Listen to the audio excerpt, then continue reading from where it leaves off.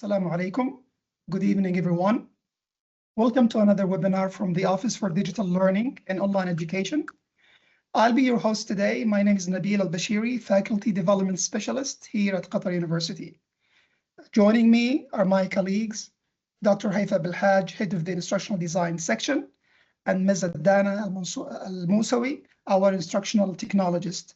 Both will help with addressing questions when needed. Sorry.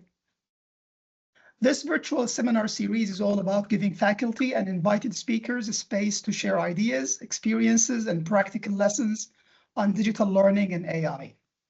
Higher education, as you know, is changing fast, and these webinars are a chance for us to pause, rethink, and discuss how we design, teach, and assess student learning, while keeping rigor and human connection at the core. So before we delve in, let me cover a few quick housekeeping points. This session is being recorded. We will share the recording later on our office's YouTube channel. To make sure the recording is clear, your microphones and cameras are off. That also keeps things free of background noise. And for your questions, please post them in the chat. We'll do our best to cover as many as we can during the Q&A part at the end. If you prefer, you can turn on Arabic live captions in your settings to follow along in real time. I'll pass the mic to my colleague Adana to show you how to turn the Arabic caption in your Teams within our settings. Over to you, Adana. Hello, everyone. Welcome to our second webinar. Let me start by sharing my screen.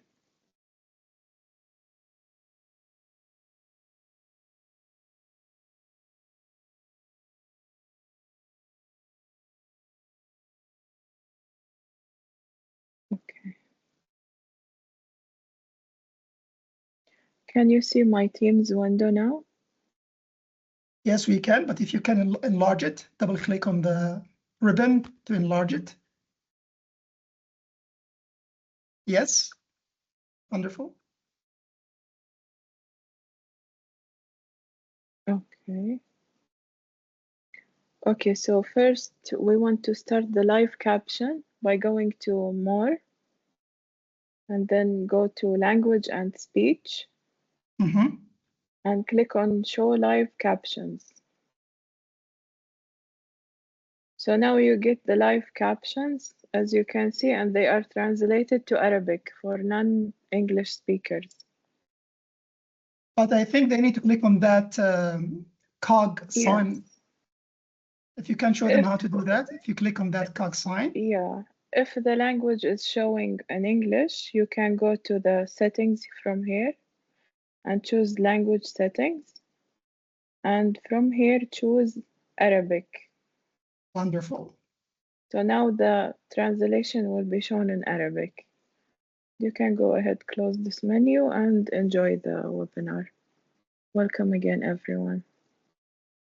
Thank you, Adana. Now I'll take over from you and share my screen.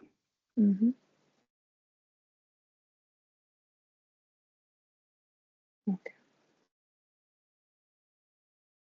Okay, so after this, Yep. We covered now the housekeeping points. Now it's time to introduce Dr. RAFAEL Brown, Clinical Associate Professor at Qatar University, College of Law. Dr. Brown researches AI law and regulation. His publications on AI, personhood, and regulatory sandboxes have influenced policy in the EU, the US, and the UK. In 2025, he was appointed co-rapporteur of the International Law Association's Committee on AI and Technology Law, contributing to international debates on law and technology. He also serves as an ambassador for digital learning and online education at Qatar University and brings over 20 years of experience in legal skills education, digital learning, and online teaching. In today's session, Dr. Brown will demonstrate how AI-driven case files can transform lessons into interactive, problem-based simulations. While his examples are from legal education, the methods can be applied across many disciplines. Please join me in welcoming Dr. Brown. Over to you, Dr. Brown. I'll stop sharing.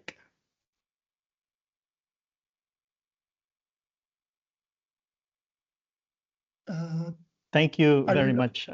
Thank you very much, Dr. Nabil. Good evening, everybody. Thank you for joining us. I know it's your time is important, so we appreciate you spending your time with us for 1 hour tonight. And thank you, Dr. Nabil, and for the entire team at Digital Learning and Online Education, a group that I'm happy to be a part of as an ambassador.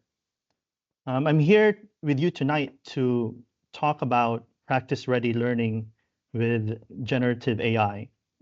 In particular, I will explain and demonstrate how I created and used legal simulation using AI to generate and create case files and a client interview simulation. Most importantly, I want to be able to show you how the current practice is going with regards to applying the same technique in other disciplines. So as you read this disclosure, it's really important whenever we use AI in our presentations and in our lessons that we disclose that we're using AI. So this is my disclosure. It's not mandatory in many institutions yet, but it is considered best practice to have such disclosures. So as we know, it's no secret that AI is ubiquitous and is transforming the work environment. It's transforming how we do work in the same way that computers and email in the early 90s transformed work. It's also no secret that AI is transforming education, how we teach and how we learn. However, while AI has had a high adoption rates among students and faculty, there are barriers that remain, largely because of institutional, ethical, and pedagogical constraints. I'm here today to show you how using AI in a problem-based simulation can enhance your teaching and also make your lessons more engaging to students. To do this, I'm going to talk about a number of things.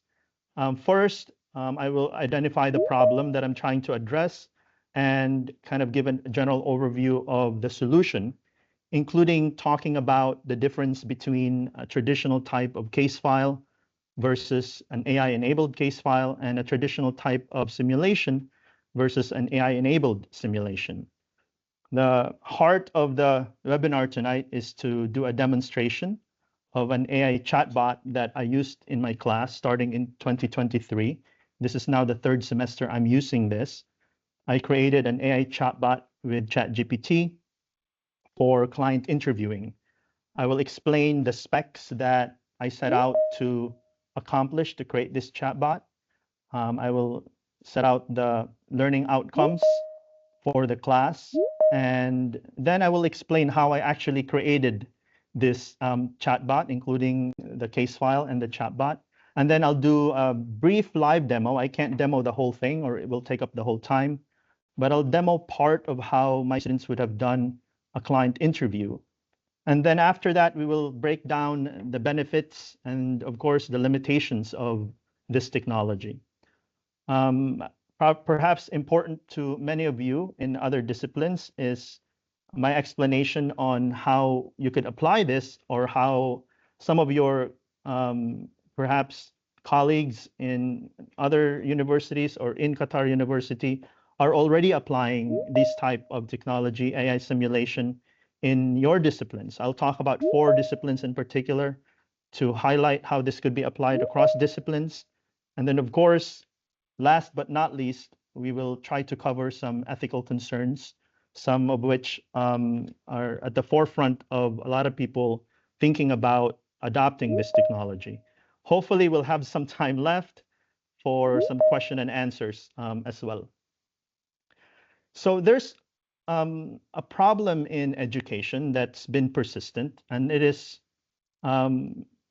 basically a practice-ready gap in education, and it really concerns 2 things. Number one is the problem with bridging theory when we teach theory in class and bridging that with real world application. Now, that's only one set of problem, and many of us have tried different ways to try to make that happen. By creating traditional types of case file, by making our classes, for example, we take students out of the classroom and take them to the real world. A second part of this problem is, even if we do create these real world applications to try to demonstrate the theory, another problem is how can we engage students in a way that's scalable, in a way that's authentic and actually captures real world scenarios. The solution that I'm proposing tonight, and that I'm proposing with the classes and how I'm using AI in my classes, is an AI-enabled simulation and an AI-enabled or AI-created case file. So there's two steps to this. The first one is to use a problem-based case file to bridge this theory and real-world application gap. The second component to this is to then simulate that case file to make it more engaging to students using generative AI. So when it comes to case file, the question is, what's new with this AI-enabled case file? Well, the traditional case file, as used in education, is usually text-based. Not to say that there hasn't been development in this, but I'm saying in its original form, it was text-based. AI-enabled case file will now allow you to use AI-generated photos, AI-generated videos, and possibly video as well to create this case file. In other words, you're no longer limited to a text-based case file. You can now have a case file with photographs and videos that actually is part of the case file and interact as part of the facts of the case file. For example, in a case file that I created this semester for my client, I created a criminal law case file where the client is accused of premeditated murder. I created these 3 photographs, one of the victim, one of the accused, and the accused is shown in the middle photograph with a cut in his hand. None of these photographs are real. However, I recall the first day that I showed these photos to my class this semester, some students, seriously, they were sincerely believing that these photos were real. And I had to step back and explain to them that these are AI-generated photos, that these are not real people that we're talking about in the case file. So that's the kind of effect this technology has on the students. I also created a visualization of objects that we used in the class. This photo, by the way, is very difficult to create in ChatGPT because ChatGPT won't allow you to prompt it to have blood on a knife. But I found a workaround to make that happen. Another ethical issue, I guess, that we can talk about later. I also was able to visualize the scene of the crime with a live camera, so to say, a picture of a live camera with a timestamp. So what makes this a photograph interesting in a case file is because the timestamp itself and the photo could be cross-referenced with the text-based case file, something that was quite difficult to do prior to AI, prior to ChatGPT. Because back then, you'd have to have an actual case file that actually happened in real life to be able to create something like this and make it look realistic. In addition to that, you can create videos and add that to your case file. This semester, I tried playing around with this. Unfortunately, I could only create a short video. It's a short clip of the accused pacing in the parking lot prior to the arrival of the victim. You can certainly create longer videos. This video was created using Hedera for free. It allows you to create a short video. There are, of course, other video creation tools out there that can allow you to make longer videos to recreate the whole case file if you actually had time to put into it. The second part, second component to this is the AI-enabled simulation. So the question is, what's new in what we're doing here. The traditional simulation, again, is usually text-based. And in addition to it being text-based, the simulation itself has a lot of limits, including with the time that students have to engage with the simulation, or participants have time to engage with the simulation, because the simulation, the way it's typically done, requires a lot of planning, requires a lot of pre-written text scripts for you to actually like play out in real time. Now, the AI-enabled simulation allows for scalable interaction, and it also allows for unlimited personalized training. In other words, students can engage in the simulation as many times as they want to identify problems, and you could do this simultaneously with other students. It's quite scalable, not only to live sessions, but even in online education. So I see AI-enabled case file and simulations as a potential paradigm shift in education. It represents a possible shift that offers scalable, ethical, and engaging practice-ready learning for our students, not to replace teaching, but to extend good teaching. And it's really important to emphasize this. I'm not advocating for AI to replace our jobs as teachers. What I'm advocating for is using AI to extend good teaching. So you have to separate the role of AI and the role of good teachers. AI, for example, in the simulation that I'm advocating here, would generate consistent case files, for example. They can play dynamic roles in the simulation. They can act as clients, and we can interview them and hone our skills.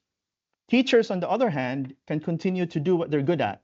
They can continue to observe, give good feedback to students, meaningful feedback. They can guide students navigate complex ethical dilemmas and help students develop higher order thinking skills. So these are the things that AI cannot replace. So some of my students in the class actually asked, would this be bad if we're just memorizing this? And I told them, when you're doing the client interview, there's nothing to memorize because you have to perform what you're being taught. And that's the kind of stuff that AI really couldn't replace. So what I want to do now is demonstrate to you how I've used generative AI in a client interview. And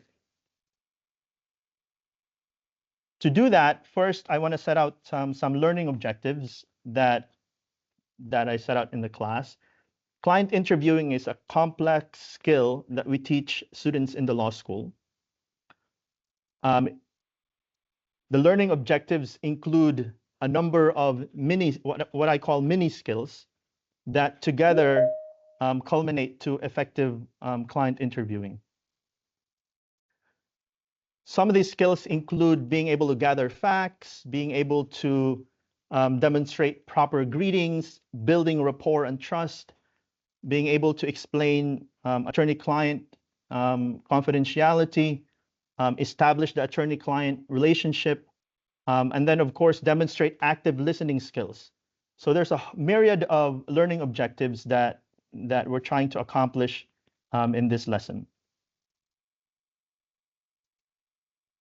The AI client, as I set out in the beginning, has certain specs that I wanted it to have. I wanted it to be able to give dynamic responses to students, but at the same time, I wanted the AI client to be able to show some emotional cues to the interviewer. And I also wanted the AI client to be able to provide documents when asked, which is what would happen in real life if you were interviewing clients.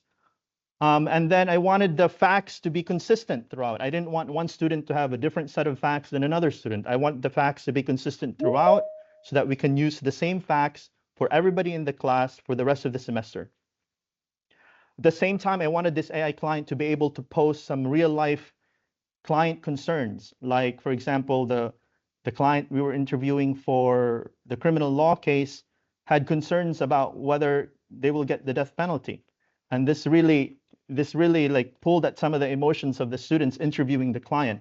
So I wanted the client to be able to ask the interviewer about some of these concerns, legal fees, confidentiality, those types of things, deadlines.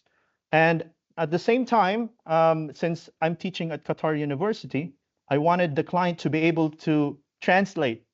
If the student spoke in Arabic, I wanted the client to be able to translate that text in Arabic and English so that I can later on read it in the transcript. So there's a whole list of things in the specs of what I wanted this AI client to be able to do. As background, before we go into the demo, I want to explain to you how I, basically ramped students up into this client interview. Before the interview, the students were given reading materials. They were shown videos of client interviewing. At least they were provided this on Blackboard, and they could watch it at their own time. We obviously had lectures on client interviewing in the class. And then in one of the classes I created a separate AI chatbot to demonstrate how to do a client interview. Not the same one that they would do later on, but just for a demo. They could also use this demo to practice client interviewing, separate from another client interview chatbot that they would later on be tested on. In addition, I provided students with a written instruction handout that set out how to do a client interview. It set out a number of examples of questions that they could ask. And then, of course, all of the skills that they should be able to demonstrate during a client interview and how to be able to demonstrate those skills.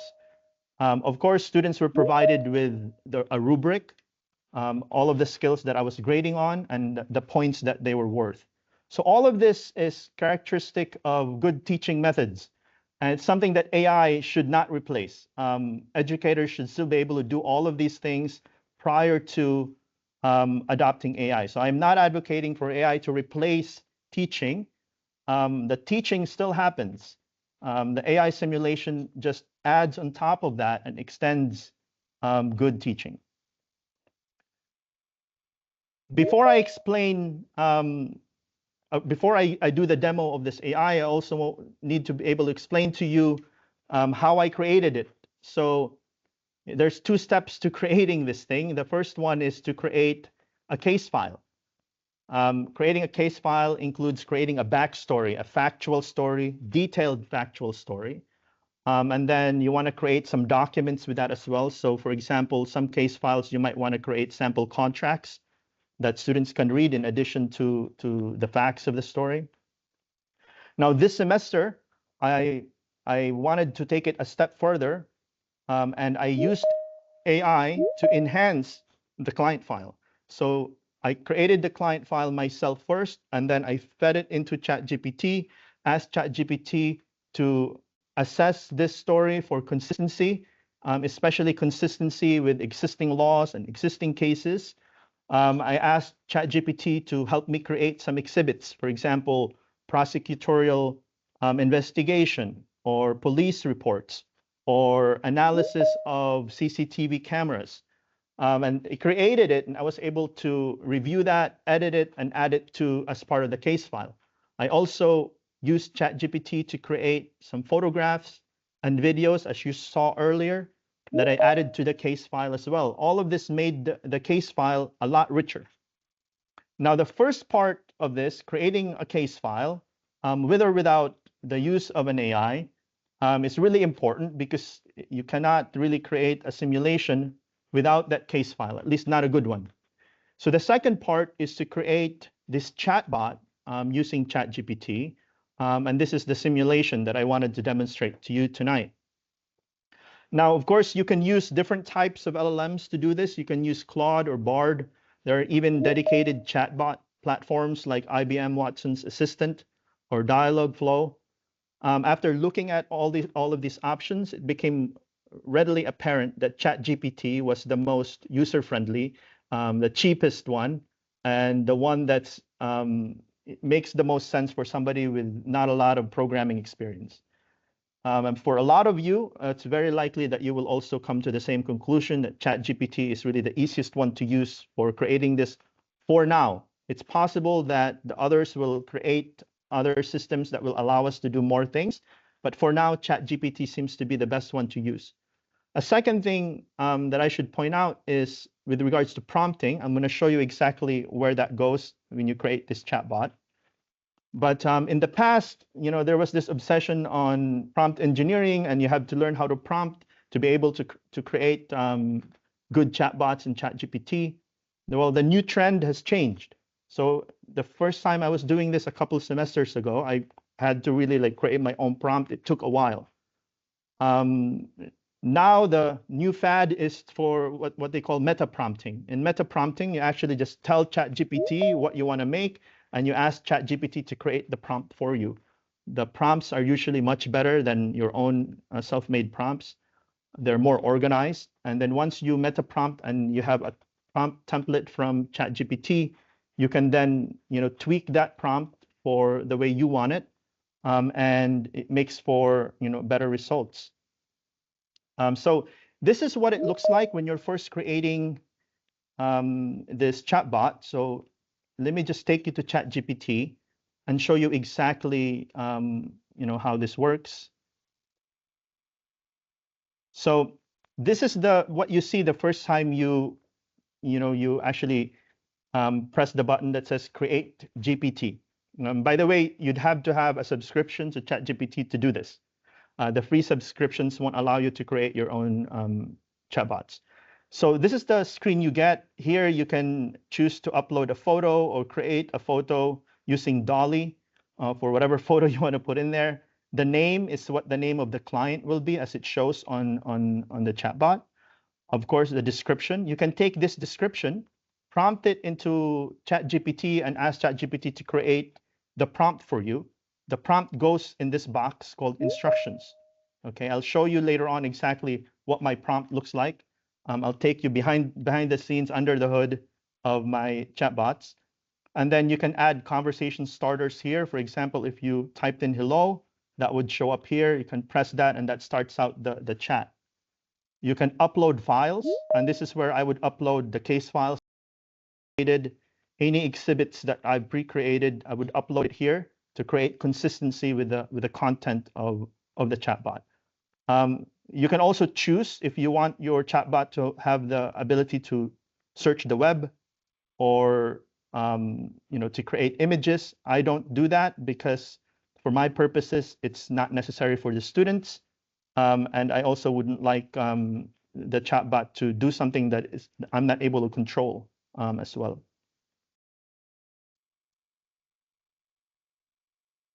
Okay, so 1 second. Okay, so now I want to show you exactly the behind the scenes from the chatbot that I created. So this is what it looks like, but I want to take you into ChatGPT to show you exactly what it looks like here. This is the prompt behind the client file. We're actually the interview that we just finished doing this semester, the criminal law client. So this is the name of the chatbot, the description, and then if you look at the prompt, you can click and it'll show you the bigger screen of the prompt. And as you can see, it's organized by system prompt, where you actually tell it the facts. So if there are specific facts you want it to refer to, you can add it there. And then you could also give it the psychological state, of the chatbot. And then this part here is where I was actually typing in how I wanted this thing to respond to specific types of queries, special kind of prompts that you add in. There are developer prompts. So here you can make it bilingual, which is what I did. If there's a greeting in Arabic, it responds in Arabic and English. You can also give it states, emotional states. If it's going to be defensive or reflective or provoked, it answers that way, as I'll show you in the demo. It actually tells you how the chatbot is feeling. And then you can say what the role of the interviewee would be, which is the client. Otherwise, if you don't tell it what its role is, it'll start doing things that you wouldn't expect. And then you could also put some Q&A, sample question and answers to kind of guide it, especially for specific questions, for example, students would likely ask. So before showing you a demo of the Sheikha Al-Karbi client interview, I wanted to point out some characteristics here. One, this is a bilingual AI client. You can do the interview either typing it into ChatGPT or speaking to it, and I'll demo both. At the end of the interview, you can share the transcript. You can actually go and share the transcript to the professor, so I can see exactly the questions that were asked, the response by the chatbot, and you'll have written evidence of the whole interview, which you can then give feedback on. You can sit down with the student and show exactly what they did well, what they didn't do well. And this can be done supervised in class, or you can have the students do it online on their own. I did the online for practice, and then they did the client interview in class, so I can see exactly how they were doing the interview. So I wanted to demo client interview of the case file that we did last semester, not the one we're doing this semester. The case file last semester was a landlord-tenant case file. So the client here had problems with the tenant and came to the law firm, and so the students had to interview this client for the first time to find out exactly what the problem was. So let me just open ChatGPT, and I can demonstrate to you exactly how this goes. I hope that the sound is picked up as I show the sound later on. So here, for example, you can start with, the greeting that right there. See, since it started in Arabic, it will give you an answer in Arabic and English. So it could be bilingual, right? So I can type in and say, hello, I'm Attorney Brown. I'm here to interview you, right? And they will, respond. See, since my first questions were really not establishing rapport as yet, they're responding quietly, nod slightly. So those are the emotional cues I'm talking about. You can share this to the professor like this.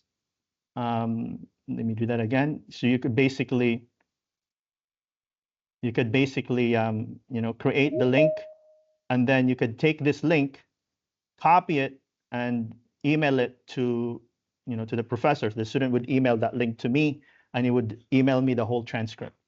So the other thing I wanted to show you was voice mode. As you know, ChatGPT has voice mode, so we can do that now. Hello, good afternoon, Sheikha. As I understand, your name is Sheikha Al-Karbi, as I read from the client intake sheet. Is that correct? Hello. Yes, that's right. I'm Sheikha Al-Karbi. Still a bit reserved, giving a polite but brief confirmation. Hi, Sheikha. Thanks. It's nice to see you. Thanks for coming in today to talk to us. I understand that you have some problems with a tenant. Can you tell me more about about your business and about you? Of course. A small nod, still a bit reserved. Well, I'm mainly in the real estate business here in Doha. We have a tenant, AMS, who's been renting from us for quite a while. And, well, there's a bit of a situation now because we want to use the property for my son's coffee shop. So that's why I'm here. I see. I own property myself, and I understand how difficult some tenants can be. So I understand that you might be facing some problem with your tenant now. Yes, exactly. A little more at ease now that you've related. It's been a bit challenging. The tenant has been there for a long time, and we've had some recent issues. But yes, that's why I'm hoping you can help me figure out how to move forward. Okay, so why don't you, well, first of all, before we begin, I would like to inform you that our conversation is confidential. It's covered by the attorney-client privilege. So what you tell me stays between us. And what I want to do is for you to just tell me exactly what happened with AMS. All right. Thank you for letting me know. That's a relief to hear. A bit more comfortable now that confidentiality is addressed. So basically with AMS, we've had them as tenants for quite a while. Recently, we asked them to leave because we want to remodel the villa for my son's coffee shop. But AMS pointed out that their lease runs until 2026, so they're not willing to leave just yet. There were also some issues with late rent in the past and some noise disturbance. So let me end it there, just for purposes of the demonstration tonight. So, you know, that could go on as much as you'd like it to, and the student basically gets the client to tell the story, and the student also gets the client to, you know, tell them details of the story, and that's where the student shows active listening. Student can then talk about the attorney-client relationship and the attorney fees and the next steps, for example. So there's a whole list of things that the student's expected to do. But at the end of this interview, the student can then share the transcript, you know, to me, and then I can grade them based on the transcript and based on what I saw, you know, in the classroom. So the benefits of this is that, one, there's enhanced engagement from student. I see this enhanced engagement visibly in my class. Before I started doing this client interviews, we couldn't do this client interview, by the way, you know, 2 years ago, because the way you would have to do it is you'd have to hire actors to come in, and it would be quite expensive to get an actor to do a client interview, you know, for like 30 students, for example. And we have, you know, I have 2 sections. Not only is it expensive, it's time consuming to do that. So this AI client interview simulation is quite scalable. You can run this client interview with all of your students. It doesn't really matter how many of them there are. You could do it online. You could do it in person. And you could do it simultaneously with everyone doing it at the same time. Students can take it wherever they want. And at the same time, the students can keep revisiting and keep doing practice. You can't really do that with hired actors. You can't have the actor come back in and let's try that again. There's a limit to a real actor coming in. And of course, the good thing about it is the factual consistency. The AI client is able to keep facts consistent and going, you know, throughout, you know, regardless of which student and for the whole semester. There will be some inconsistency, well, we can talk about later on, but for the most part, the facts are very consistent. I would say 99% consistent. And of course, it helps, especially for somebody like me teaching in Qatar, that this can be bilingual as well. So this could be applied almost anywhere in the world. It's actually quite exciting. I don't want to just paint a rosy image of all of this, so I want to acknowledge limitations. There are certainly technological limitations. The voice mode, for example, even though a study that was done showed that voice mode on ChatGPT for simulation really had 80% fidelity across like multiple factors that they looked at. So it's quite good. However, when your Wi-Fi is weak, it's difficult to have like a consistent conversation. It drops, especially at my university, at Qatar University. It can drop. Additionally, there are limitations in technology, especially the difference between free users and paid users. Free users, when you're interviewing, you have a short amount of time. So if students have been practicing all night, they come to the classroom to do the interview, it will stop halfway to the interview. So you have to be mindful of that and explain that to the students and have a way to kind of address that. There are also limitations with regards to the authenticity of the interview, because this is an AI chatbot after all. You can't forget that. So it's not the same as having somebody face-to-face where you can see their facial expression. You can really glean something from their body movements, their facial expression, their tone of voice. You don't get that from an AI client. So because of that, there is some emotional quotient limitations on what you can test with students, what you can teach students with regards to the emotional aspect of a client interview. There's also concerns with regard to the ethical and professional identity of the student interviewing a chatbot. There's limits to that as well. Like the student's going to really feel like they're interviewing a person, or they really know that they're interviewing an AI, and how does that shape their ethical and professional identity as lawyers? So there are indeed limitations to this, but when you think of this really as a pre-stage to training students to the real thing, if you see it in that context, the benefits really outweigh the limitations. So I see this more as an AI simulation as like the first thing you do with students at scale. And then once students learn how to do the client interview, then you can set up an actor type interview. You could do that as a one-time thing. And then they will actually do better and not waste the actor's time and not waste the resources that you have for doing those kinds of interviews, those kinds of client interview practice, for example. So in terms of student reactions, I would say that students have been overwhelmingly positive about this. A lot of students even reacted very emotionally to some of the clients' concerns in the interview, which surprised me.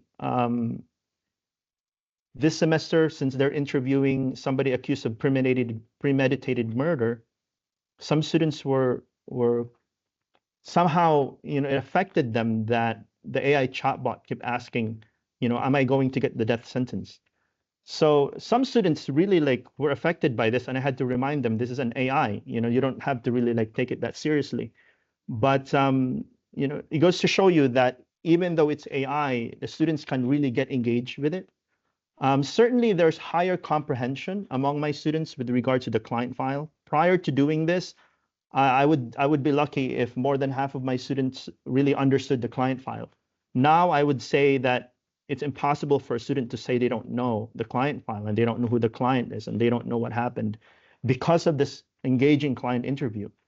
This semester, I started asking students to write a reflection journal after the client interview. I asked them to write what did they learn the most from the client interview, what did they do well and what they didn't do well. And I was quite surprised with a lot of their answers. Students really reflected on what they did, and they acknowledged some of the things that they were unable to do. That was a good thing, because that means that you can actually have them do it again, even in their own time, and focus on those specific things. They can certainly continue practicing at home, with the same client, because they have the link accessible to them for the rest of the semester. So the reflection journal allowed me to really start assessing how students are reacting to this compared to other semesters. And for the most part, it's been very, very positive for me. The only negative side of it was really the technical aspect of it, like cutting off, for example, for students who were on the free-based use of ChatGPT. Now, I wanted to talk about using AI case file for simulations across the disciplines. Although I started doing this in 2003 semesters ago, really late 2023, I'm not the first one to do this, and I'm certainly not the first one to do this in any discipline. People in other disciplines are also doing this. I might be one of the first to do it for client interviewing, but across disciplines, there are a lot of examples out there. For example, in education, for those of you who are, teachers, they've actually created a similar AI simulation to teach students, to teach teachers how to do parent-teacher conferences. So they have a parent-teacher conference prep buddy that they created. You can actually look this up on ChatGPT and practice, but you can certainly create your own if you wanted to tailor that to a specific context or environment. For example, for a parent-teacher conference in Qatar with parents with unique concerns, say, for example, in comparison to somebody who would be in China, different types of concerns by parents. There are other ways that you could use this in education, of course, including simulating, teacher-student kind of, engagement prior to a teacher actually going in front of students. Of course, counseling, teacher-student counseling could be kind of simulated with this again to get teachers to practice how to do that. I wouldn't necessarily advise having students use this right away as to do kind of training, especially like younger kids. But students in college, for example, like with the client interviewing, could there's less concern for bad things to happen. In engineering, you can create a design challenge simulation where an engineer would meet a potential client asking for a specific design, and the engineer can have that conversation to try to elicit information from the client to then create some sort of an engineering design. One of our colleagues at Qatar University, guy that I admire is Junaid Qadir. He wrote about this. He wrote about the possible ethical pitfalls of using generative AI in engineering education. However, he also pointed to the possibility of using AI simulations to enhance education in engineering. In business, this is as recent as April of this year. Lawrence Susskind, very famous guy from MIT. Him and another professor wanted to create a chatbot where students can then practice negotiations. And they worked with some computer scientists at MIT, so they created their own chatbot at the same time using ChatGPT as well to create this bot that taught people how to negotiate, something that I'm actually thinking about doing with my contract drafting class next semester. So you can create negotiation simulations. But of course, negotiation simulations not limited to business school. You could do this, with other schools as well. And of course, in medicine, in Dartmouth, some professors created a chatbot to teach doctors to train doctors to diagnose patients. So as you know, doctors have to sit with patients, get patients to tell them facts, and how well they actually get patients to tell them the facts, how well the diagnosis is going to be. So you can use chatbots for this kind of thing as well. Unfortunately, we can't cover all of the different disciplines out there, but perhaps in the Q&A we could talk about that if some of you have questions. If you do decide to use AI, generative AI, to create AI simulations, I would suggest to check your institutional policy on AI use. Unfortunately, and this is one of the barriers I mentioned in the beginning, institutional barriers. Unfortunately, not every institution has such policy in place. At QU, for example, we have like a very initial guideline via email that was sent to us, but it really covered only like student use of AI and how that constitutes plagiarism. It hasn't really covered, what we as educators can do in creating our own classes, but I suspect they're working on that policy now at QU, and they will come out with it soon. But certainly check your institutional policy beforehand. And of course, there's a number of ethical concerns that you have to keep in mind. So academic integrity, if you're going to ask a student to just submit something in writing and you allow them to do it at home, it could be AI made.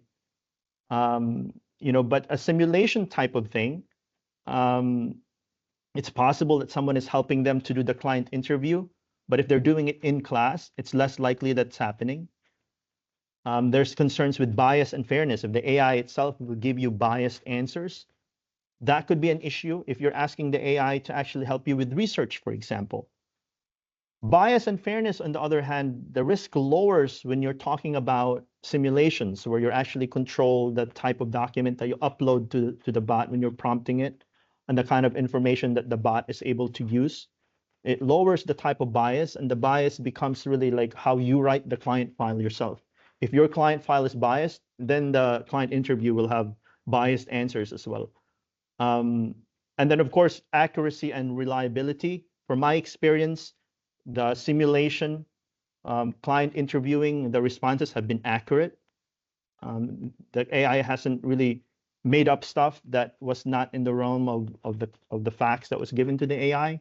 Even when the AI is given some room to say something, it wasn't something that changed the client file. So the accuracy of at least in the simulation is quite good. It might be different if you're asking AI to do research on the internet and then summarize those for you. Of course, there will be accuracy issues there. There are issues with confidentiality, even with simulations. The good thing about simulations is the client itself, since the client you're interviewing is AI, everything is a hypothetical. There's no confidentiality issue with that. However, when the students themselves go online and start giving information about themselves, there could be confidentiality issues. So I made sure to tell students to anonymize themselves when they are interacting with AI. Some students chose not to do that. I don't know if that should be allowed or not. We don't have a policy on that. But at the very least, we should tell our students and let them know that you encourage them not to use their real names on there. Most of my students didn't use their real names.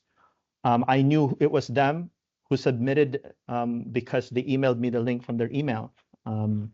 But in the interview transcript itself, they don't need to use their real names. In terms of skills development, there's concerns of using AI and students don't develop skills, for example, when it comes to writing. But with simulation, I don't think this is a concern. I think in simulation, you're actually enhancing skills development, skills that would otherwise not even be developed without this kind of chatbot. The transparency part of it with the simulation happens with the transcript. Since everything that was discussed between the interviewer and the interviewee is in a written transcript that you can review, that makes the whole thing quite transparent, like for me at least. It really minimizes that risks for me. Okay, so I'll open it up to questions here. And yeah, thank you very much, Dr. Brown. We've got a few questions. Let's start with a question on preventing student cheating and plagiarism. So based on this educational approach, how do you see, or where do you see cheating and plagiarism could happen?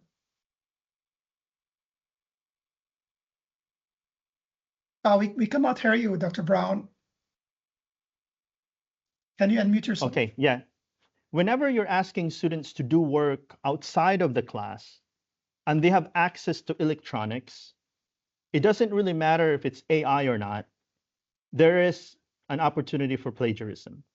And this doesn't only apply to students, it applies to faculty as well, doing academic research.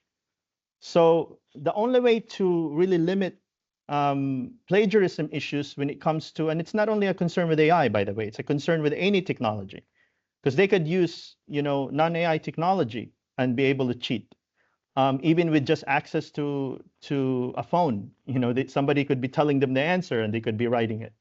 So the only way to really avoid any of that is to get the writing done inside the classroom, to get the work done inside the classroom. The stuff that they should be doing outside should not be something that you're grading. If you're grading it, you need to do it inside the classroom. This was the case before AI. It's even more so the case with AI. Okay, thank you very much. Noura Salmi was asking about the technical part of creating the chatbot. We apologize for not addressing this question as we don't have time to do that. But as I said in the chat, please feel free to watch the recorded session and go over that part. Nabila is asking whether there are any intellectual property issues when creating a chatbot and adding institutional documents.